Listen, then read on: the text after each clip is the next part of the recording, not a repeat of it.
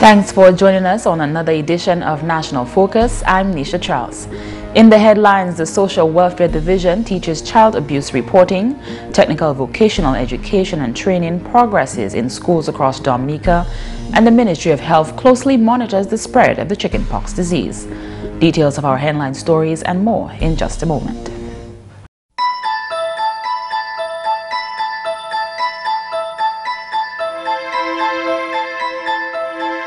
Real men protect children, not harm them. Under the Convention of the Rights of a child is anyone under the age of 18. And it's sexual abuse if you ask to see or touch their private parts, touch them inappropriately, show them or force them to touch your private parts, have sex with them, show them pornographic material, or deliberately let them hear or see the act of sex. Real men don't abuse children, and they don't encourage others to do it either. Be a real man. For more information, please contact these agencies. This message brought to you by UNICEF and this station. Thanks for staying with us. The Child Abuse Prevention Unit of the Social Welfare Division sees the media as an advocate for children. This is why the Ministry of Social Services has invested in teaching local press how to report on sensitive children's issues.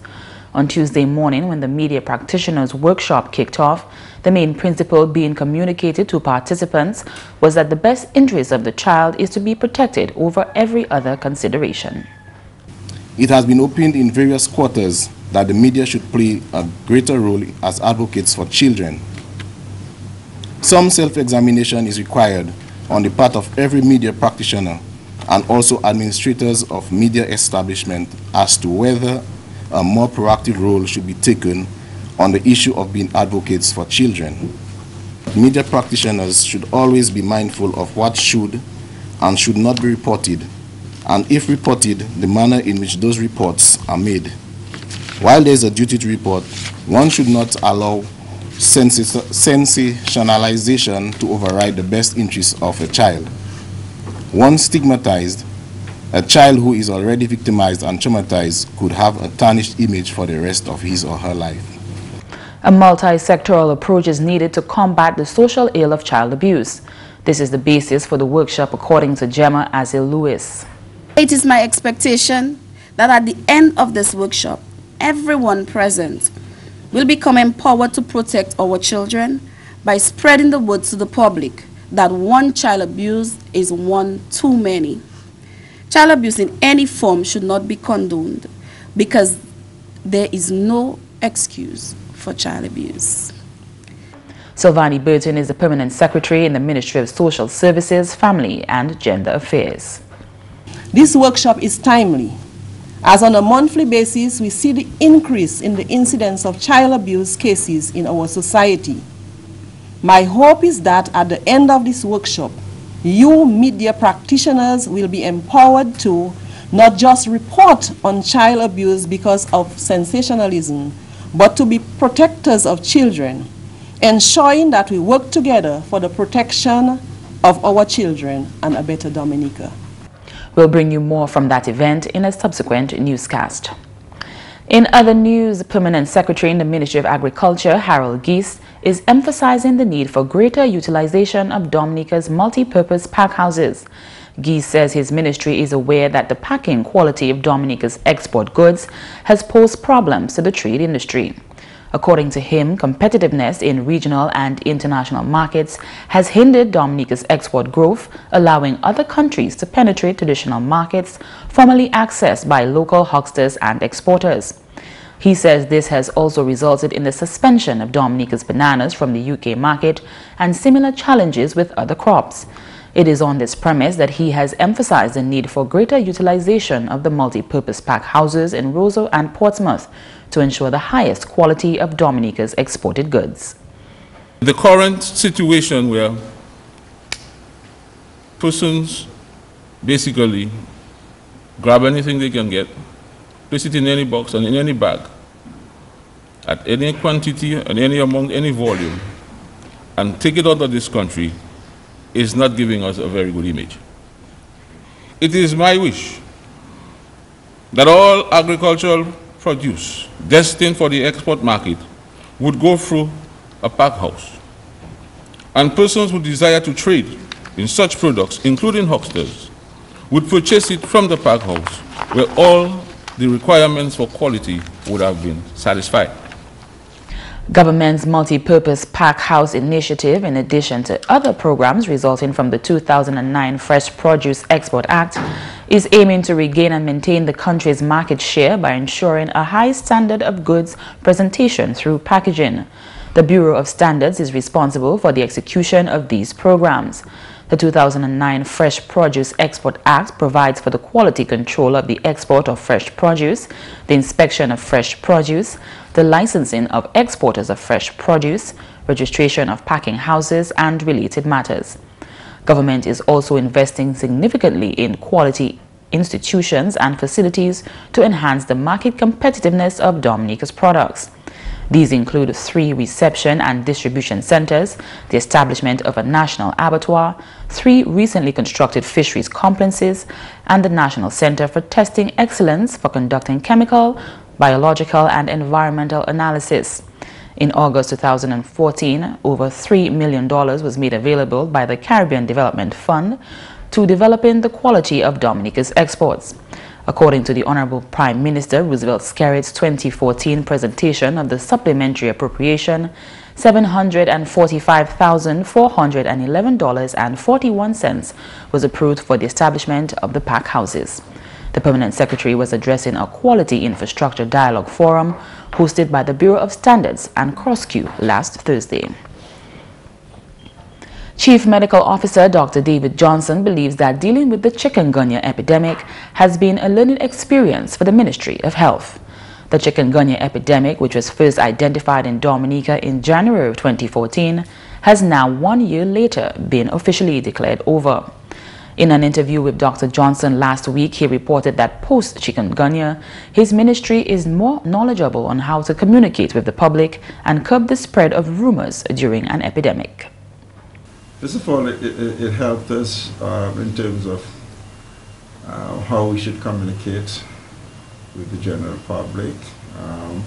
Interestingly, when we first announced that the outbreak of chikungunya early in January 2014, we explained to the general population the facts that we have.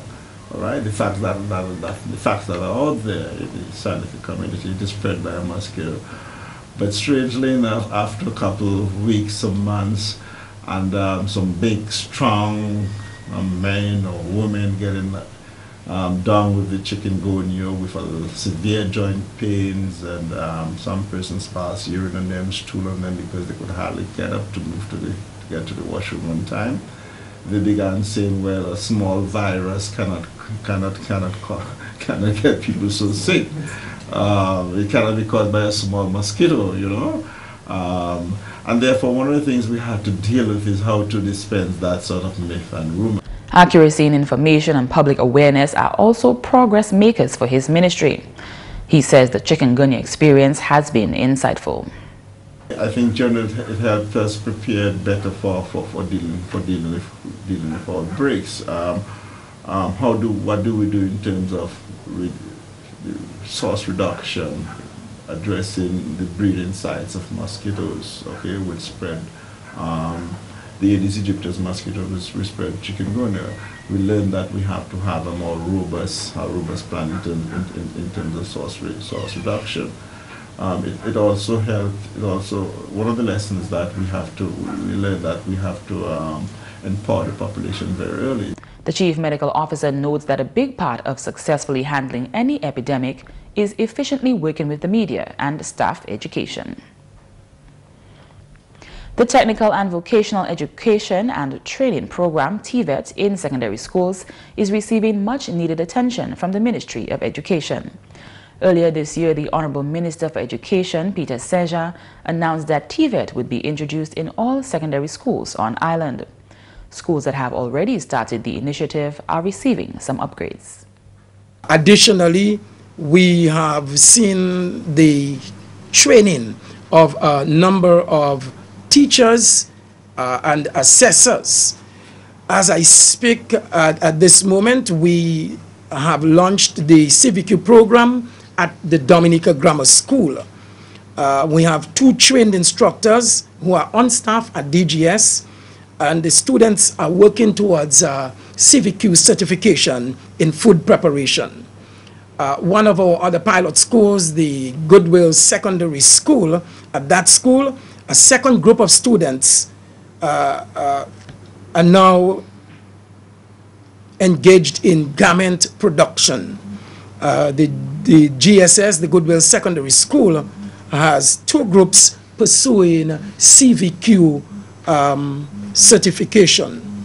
And at the Northeast Comprehensive High School, the program continues with encouraging results. TVET focuses on the acquisition of knowledge and skills for the world of work and includes apprenticeship training, vocational education, and technical education. The Honorable Minister says that TVET has been in the process for some time in Dominica and that it is one step in the right direction where acquisition of skills is concerned. Of course, there had to be the sensitization, of course, at first. Sensitization not only of the students, the staff, but also the general public, and importantly, putting down the necessary infrastructure, which, of course, took quite a bit of financial resources. And importantly, the training, teacher training and development to ensure that they are able to deliver and deliver effectively. But this is an ongoing process, and in time we anticipate that all of our schools will be involved in the program. The schools had to be made TVET ready. By that I mean we had to modify rooms. In some cases we had to build additional rooms to ensure that the program could be delivered in an efficient manner. The Labour Party administration is seeking to establish an institution to pursue excellence in technical and vocational education and training, offering qualifications accredited by the Dominica State College. At a training session for media personnel last Friday, the Integrity in Public Office Commission elaborated on the functions and operations of the body in the administration of the Integrity in Public Office Act of 2003. The 7-member commission is tasked with receiving and examining financial declarations of persons in public life and investigating complaints of non-compliance with impartiality, independence, and accountability. When we receive a declaration, we, if necessary, we call persons in for clarification or for additional particulars. And if at the end of the day we are satisfied, we gazette that person. If the person does not cooperate by providing particulars required for the conduct of the inquiry into his declaration, or if a person has not filed or filed within the time prescribed by Parliament, we are required by the Act to send the name of that person to the Director of Public, to gazette the person to put the person's name in the Gazette and to send the report to the Director of Public Prosecutions. The Commission is mandated by law to make decisions relating to complaints of non-compliance based on evidence or facts free from irrelevant considerations. The IPO Commission is, however, limited to complaints made by identifiable persons. When you look about breach of the Code of Conduct, because when you look at Section 30, it says quite clearly, a person who has reasonable grounds to believe that any person in public life has breached any provision of the Code of Conduct may make a complaint to the Commission. So, and a person in law must either be a natural person like you and I, or a non-natural person like a company or a statutory corporation. An anonymous, is it true complaint is not a person in the press or on the radio, because the Act requires that the complaint must be made by a person. The chairman also explained that the Commission cannot act on its own directive to investigate matters. A complaint must first be made complete with particulars of the nature of the evidence. Every year, the body must submit a report to the Minister for Legal Affairs, which is then presented in Parliament. That report must detail the activities undertaken by the Commission in administering the Act. This we have dutifully done. Every year of our operation, and you must note this, and you must look at other legislation and tell me how many other such bodies in the region are complying so assiduously with the dictates of Parliament. In fact, our last annual report, our 6th annual report for the year ending 31st of August 2014 was sent to the Minister on the 1st of September 2014. And it is required, and when it is laid when it is tabled in Parliament, we shall have it on our website, and hard copies can be obtained from the office. The records of the Commission are also subject to audit. The vision of the Integrity in Public Office Commission is a nation free of corruption and governed by persons in public life who have failed with the highest standard of integrity. The Commission was formed by an Act of Parliament in 2003 with full government and opposition support. The Ministry of Health is closely monitoring the spread of the chickenpox disease at schools. This is according to Chief Medical Officer Dr. David Johnson. In an interview last week, Dr. Johnson commended the quick work of the school where the first case was reported. Dr. Johnson describes the chickenpox disease. Chickenpox actually is caused by a virus as well. It is spread. It generally affects small children. It is spread usually through sneezing, through cough, and through contact as well. So if you have chickenpox, and most persons know when someone has chickenpox because you have this typical blisters, as we call it, or eruption all over your skin, and it's very, very characteristic.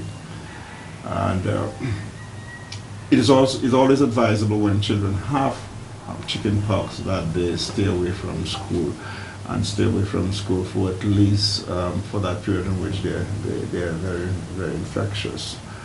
Although uncommon in the Caribbean, chickenpox is a highly contagious disease, and the ministry advises parents to keep infected children at home. Children are usually infectious 1 or 2 days before they actually have the actual rash or blisters on their skin, and at least up to 10 to 14 days after that blister comes out until the blister, the skin infection, so to speak, heals. But because children, if you're in close contact with other children, it means that you're at a high risk of getting chickenpox. He also recommends parents who notice an infection in the skin lesions associated with the disease to seek further medical attention. Usually it's not a severe, we don't have complications as a result of that disease, a childhood disease. Most children will recover within 14 days. Some people go sick up to 21 days. The skin infection is what usually lasts a little longer. But sometimes you could have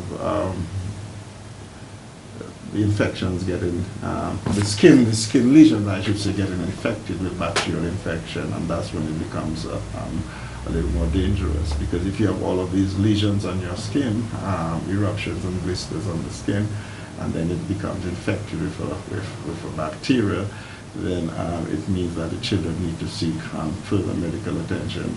They would have to need antibiotics to treat the secondary bacterial infection. Otherwise, it's simply a matter of treating them symptomatically with paracetamol or Tylenol for fever.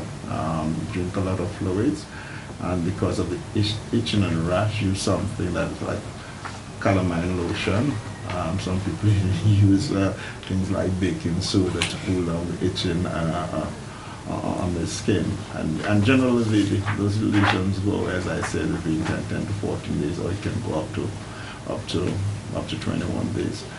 Dr. Johnson assures the public that there is no need to be alarmed. He confirmed that there have been no hospital admissions. And that's the English news. McPherson St. Luce is next with the Creole highlights. Alors tout le monde, bienvenue à cette nouvelle en créole. Non, moi, c'est McPherson Saint-Louis. Premièrement, le gouvernement Dominique a dépensé autant d'argent qu'a conduit un programme de réhabilitation CACO en Dominique. Parole celle-là sortie au permanent secrétaire ministre agriculture Harold Giss pendant qu'il délivrait l'adresse en workshop régional qui a discuté de manière bon standard pour production CACO. Le gouvernement Dominique a essayé de réhabiliter la cultivation CACO Dominique.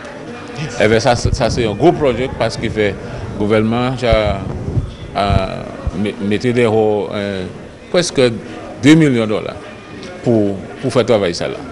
Avec ça c'est un gros investissement.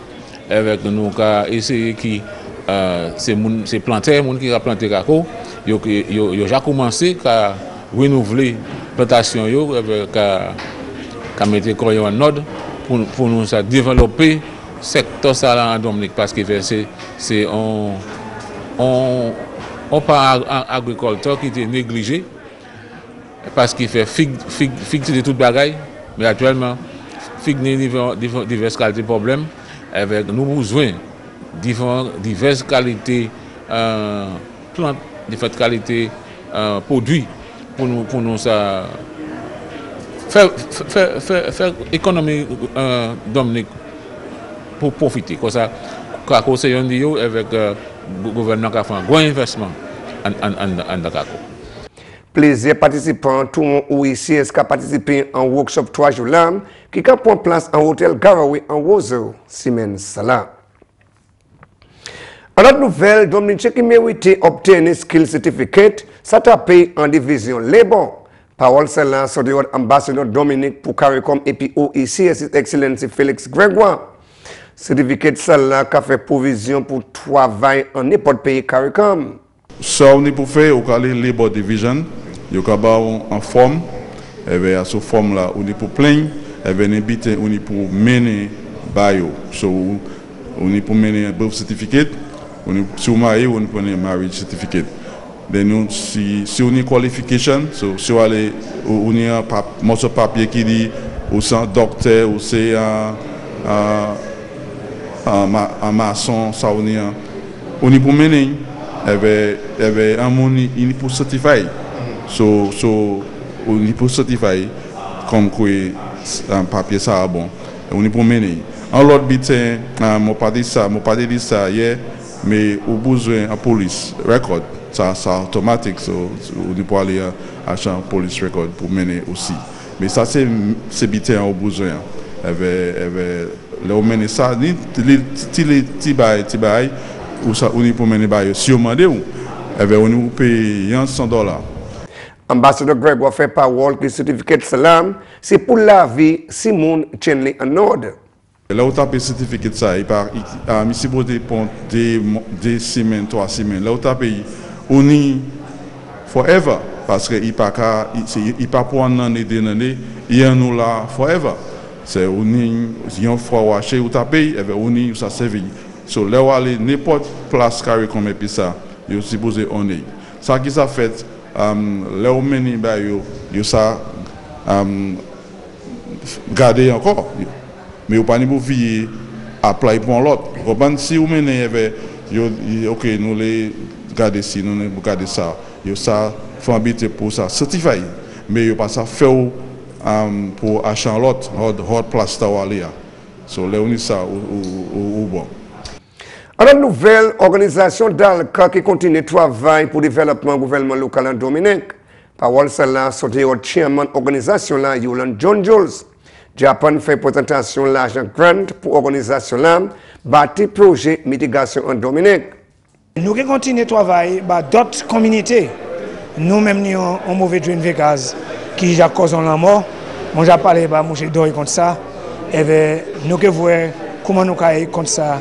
Tout à l'heure, mais nous voulons finir sans nous taper et nous avons parlé contre d'autres assistances. Organisation là aussi taper assistance contre l'autre organisation. Nous aussi recevons l'autre agency qui a assistance, ça c'est Australian Direct Aid, et puis assistance pour 7 districts council association Dominique.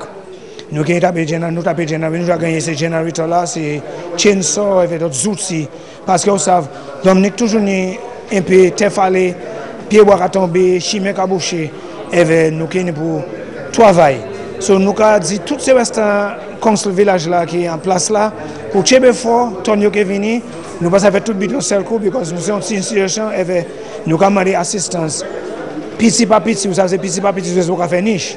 Quand nous avons fait niche, nous avons dit que nous sommes satisfaits avec ça. Tout le village conseil qui s'est appelé Dalka. Depuis Dalka, où était avec force là, hier là. Nous ne pouvons pas assiser, nous ne pouvons pas coucher, nous ne pouvons pas dormir. Tout le temps, nous ne pouvons pas voir. Tout le but, nous voulons faire Dominique, fait. Et puis finalement, le ministre de l'Agriculture a travaillé et puis Kadi pour mener un plan sans créer tissue culture pour distribuer les habitants qui affectent et puis Black Sigatoka. Selon l'officier quarantine Ryan Ansem, ce plan-là, ce n'est pas un plan en local qu'on a dans le monde. Nous avons travaillé avec Kadi pour nous mener resistant variety. Avec resistant variety, ça là, nous avons les qui a les plantes figues en backyard, les gens qui a planté figues yon arc avec half mon arc figue, nous allons basser moun ça là. Avec travailler avec fair trade pour nous mener tissue culture commercial variety Williams là. So encore comme ça ministre agriculture à travers BAM avec office premier ministre pour mener 60 000 tissue culture plan hors France, ça c'est pas plan, c'est plantlets, c'est tissue culture. Nous les gens et pas plan parce que moun ka dit nous ni plan en Dominique et pour chi nous ka mener plan hors France. Nous les gens c'est tissue culture plantlets, c'est on sel on plan ou ka pont et on ka mettre en nutrients égard et il ka profiter vite et ça même heavy Dominique il ba ça qui en vigorous plant. Messieurs, mesdames, ça c'est tout pour nouvelle en créole pour à présent. Non, moi c'est McPherson Luce. Voilà. Coming up next, tips on managing stress. DOWASCO recognizes that clean water is vital to healthy living. Therefore, it spares no effort in providing a clean, safe and reliable system. Help keep our rivers safe and clean. Do not cut trees along the river banks and do not pollute with garbage, human or animal feces and chemicals. Think water, think life. Regular exercise or doing some yoga can be a good way of managing your stress levels. Taking up music or art as a hobby can also help relax and distract you. And cultivating a sense of humor by laughing it out is sure to brighten up your mood. And that's all for this edition of National Focus. We always welcome your suggestions and comments. Drop us an email at gis@dominica.gov.dm or visit our website news.gov.dm. Like our Facebook page, facebook.com/GIS News Dominica, and follow our Twitter at GIS Dominica. You can also catch up on past National Focus newscasts on our GIS Dominica YouTube channel. From all of us here on the GIS News production team, I'm Nisha Charles. Thanks for watching and do join us again tomorrow.